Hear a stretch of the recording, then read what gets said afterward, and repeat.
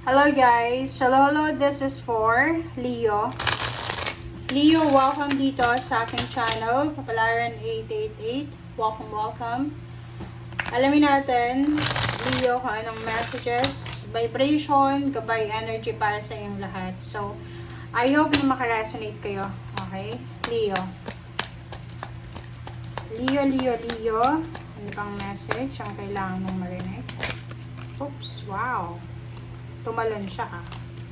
Okay, 6 of Cups and 4 of Cups, Leo.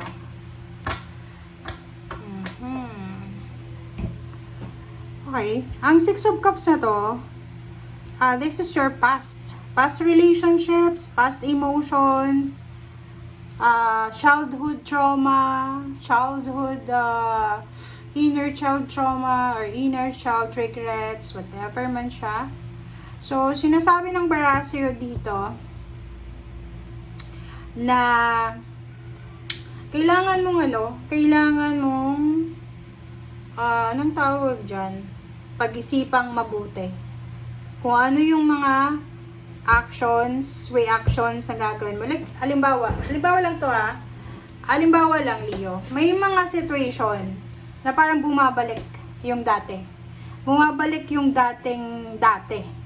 Kung anong nangyari sa past, parang bumabalik sa ngayon. Yung mga problema mo dati siguro, parang ganun. May mga, kasi itong 4 of Cups na to, pwede din siyang addiction. Medyo, mahilig ka bang uminom ng alak? Or, ano ba, ang nararamdaman mo? Regrets? Or whatever man yan. So, sinasabi ng bara sa'yo na kailangan mong pag-isipang mabuti. Okay, mag-isip ka, mag-pray, mag-meditate, and huwag tayong magpadalos-dalos. Okay? Pwedeng relationship yan. Yung ex mo gustong makipagbalikan. Yung mga nangyari sa nakaraan, posibleng gustong bumalik. Pwedeng addiction yan. Okay. Ace of Swords, new ideas, breakthroughs, realizing the truth. Ito yung lumabas pa siya. So, ito yung sinasabi. Pwedeng love life talaga siya. Pwedeng love life. So, yun. Pwedeng, halimbawa may asawa ka. May asawa ka na. Tapos yung ex mo gusto makipagbalikan sa'yo. Or it's either yung asawa mo, yung ex niya, gusto makipagbalikan sa kanya. Parang ganun yung energy nyo dito. Okay, Leo. Pwedeng makatanggap ka ng message from someone na naging karelasyon mo, naging kapartner mo, or whatever man siya.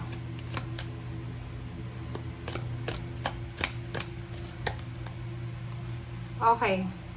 Sapphire. Easy does it. Yung health mo daw, Leo, yung health mo, yung happiness mo, yung abundance mo, ay nangangailangan ngayon ng kalma. Kailangan mo daw pumalma. So, dahan-dahan ka lang daw sa mga actions mo, sa mga plano mo, regarding sa pananalapi.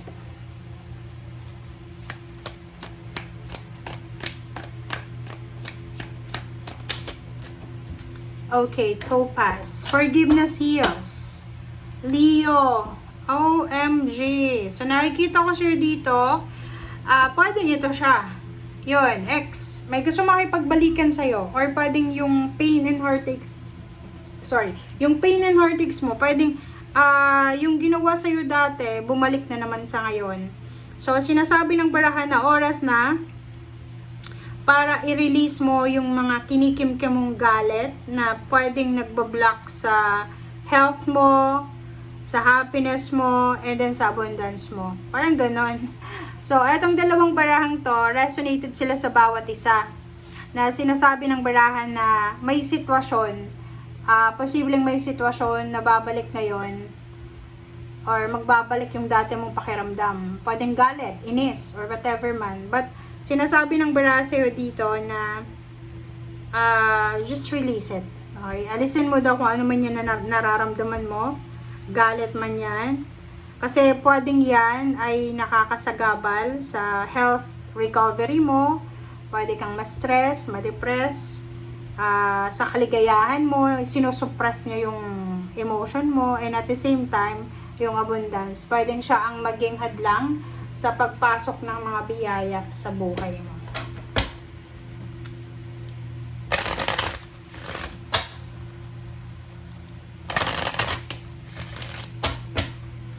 Alright.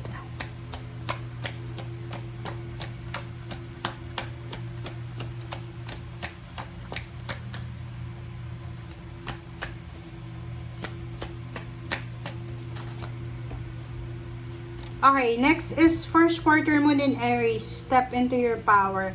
So, aggressiveness, sinasabi ng bara sa'yo dito na okay lang na i-reclaim mo yung power mo. Okay lang na maging persistent ka, maging aggressive ka, but be careful sa mga actions natin.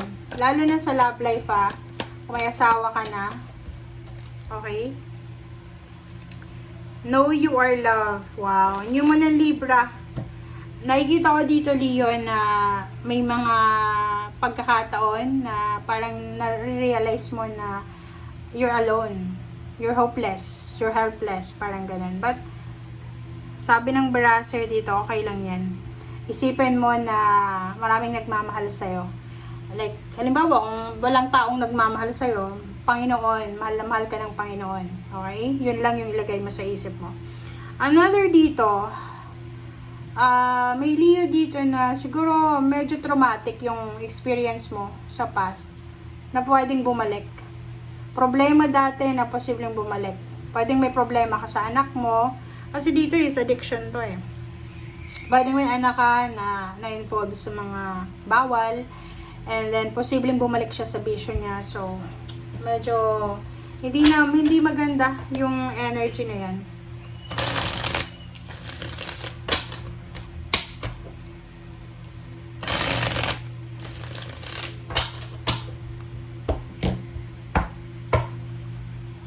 Okay.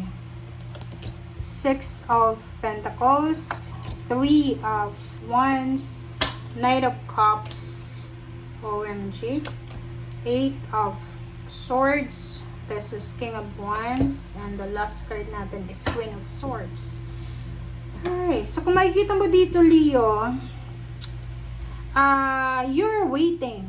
Pwedeng nag-aantay ka dito eh. You're waiting for help. It's either financial. Pwedeng may mga financial problems kayo ngayon.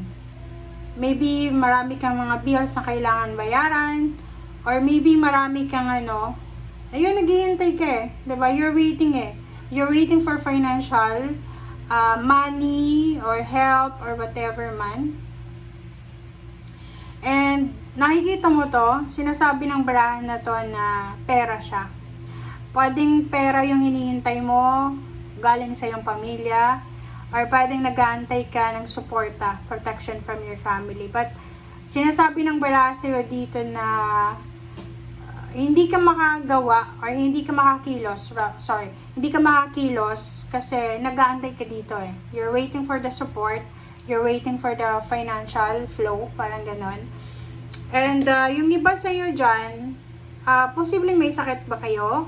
Kasi kung makikita mo dito, pwedeng hindi ka makakapagtrabaho ba or hindi ka nagtatrabaho or ano ba? Kasi eto, na 8 of Swords na to is possible na restricted ka. Hindi ka makagalaw. Imposible kang makapagtrabaho. So, pwedeng nag-resign ka sa dati mong trabaho.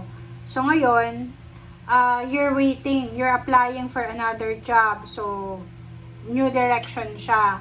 So, kaya, pwedeng wala kang pera sa ngayon or pwedeng kailangan mo ng suporta, financial support. Okay? And, kung makikita mo sa Knight of Cups, water sign, Pisces, Scorpio, and Cancer, ang posibleng hinihintay mo dyan, or pwedeng Earth signs, Virgo, Capricorn, and Taurus. So, yung dalawang zodiac sign na yan, sila yung zodiac signs na posibleng makakatulong sa'yo para makaalis ka dito sa restrictions. I don't know. Ano ba yung status mo sa finances? Marami ka bang utang or kailangan mong magbigay ng lump sum of money? Parang ganun. So, tingnan mo siya. Okay? So, thank you guys for watching and see you again. Bye!